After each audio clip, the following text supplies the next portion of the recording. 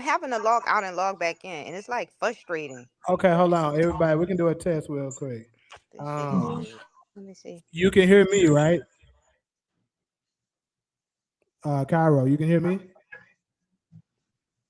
Well, she can't hear me either. I don't know.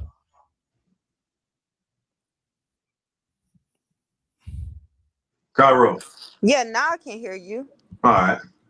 Cool. All right. Talia. Yes. All right. So everybody mic check good. Yeah. I want y'all to know, as my sisters in spirit, who all of us, are becoming, all three of y'all, and all I see for me, everybody in the comment section. But for the ladies, I run my relationship with an iron fist because, and me and Jamie have had this conversation I many gotta. times, Mm-mm. off the podcast.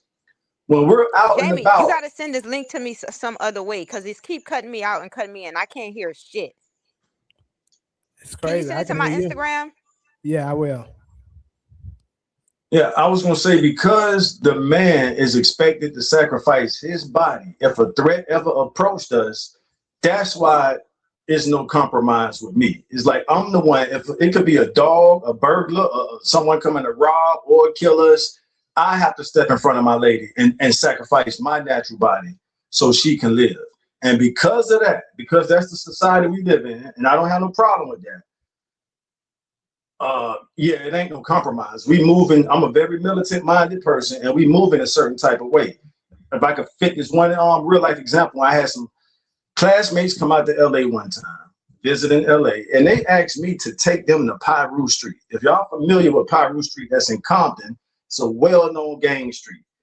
And with no hesitation, I'm like, ain't no way in hell I'm taking you. If y'all know anything about LA, the first thing they asked you was where you from. So I'm like, y'all might be good over there, but to be a dude that's not from that hood, I'm not about to take you on a damn tourist attractions to one of the most notorious gang streets in gang history in America. So that's what I mean by, nah, it ain't no compromise. Yeah, y'all, hey, I'm glad y'all in town. We can go see anything else you want to see, but I'm not taking you to no gang hood as a tourist attraction. So there was no compromise when it came to it was two female classmates that came out. And they were like, no, good luck. I said, y'all might not get pressed, but niggas see me over in they hood doing the damn tourist attraction. That ain't a good look. And I'm not about to risk my body because you want to see, you know, Why a haven't I sent dangerous you street. yet?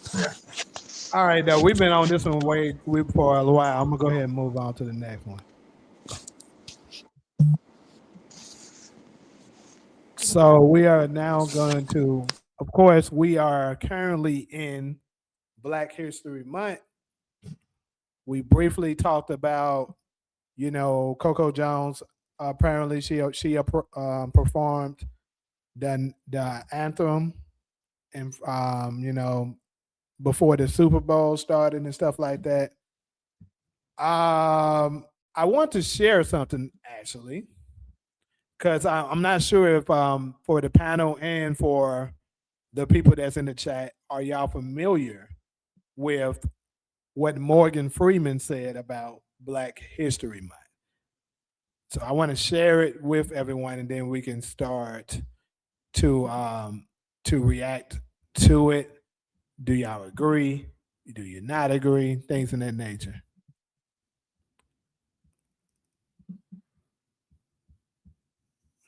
Hey.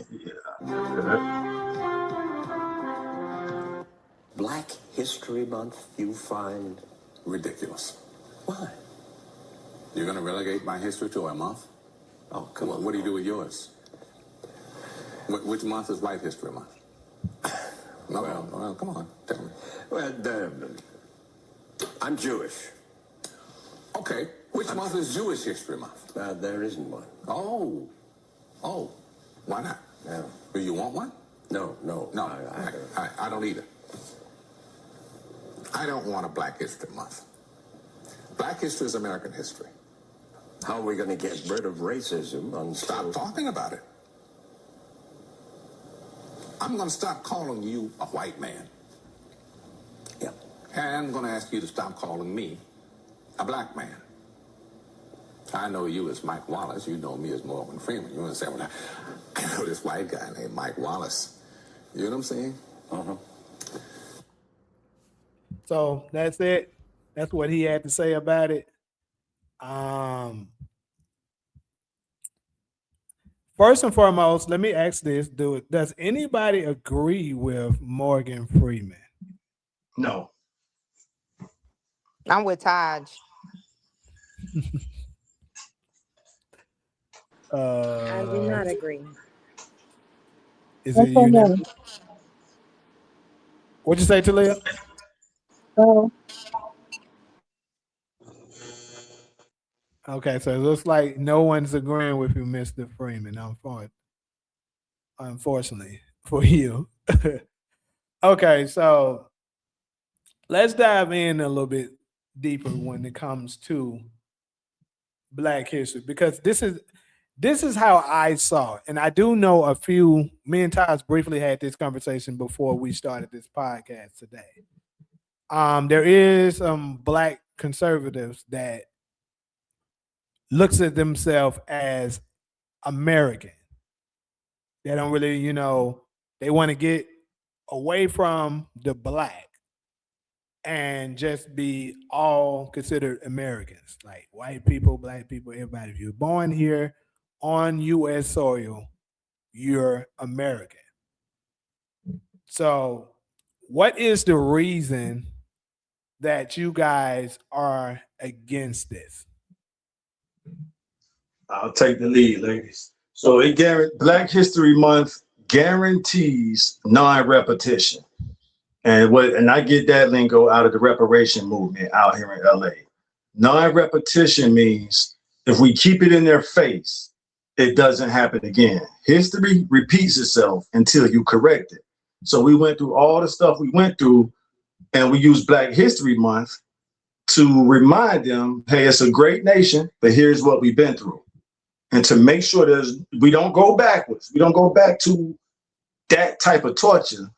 It's a reminder, and even they should embrace it and be happy of it. We've come a long way. Some of us still have resentment, but the main important tenet would be non-repetition to make sure Black History Month is to make sure it don't happen again in the future. Okay. So actually, we got a few people in the comments that do agree. Takari and I think DeMarcus agrees. I'll say this. Okay, so hold up. American mayonnaise is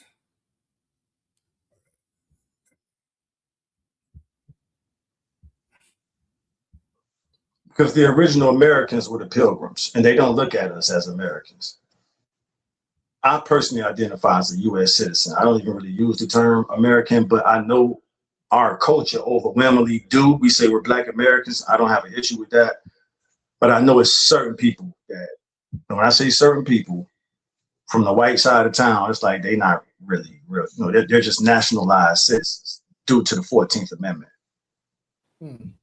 So I take that away from them by saying, hey, I'm a Black citizen of the United States. And again, America is named after an Italian explorer. Y'all look this up, named Amerigo Vespucci, who had no problem with our brown Black asses being in slavery, even when he was alive. He was arguably transporting people that look like us. So to be proud of that name, and it's an Italian name, I've never understood why English empire like United States chose an Italian name. I'm gonna look that up. What made them choose America to be the United States of America? And America is an extension of the United Kingdom of Great Britain, which is an English empire. I've been doing this shit for a long time, y'all. I've been studying this shit since middle school. So what made them choose an Italian? I would love to ask white people this question. And I guess I'm asking them right now by putting it out here on Black Chat Chronicles.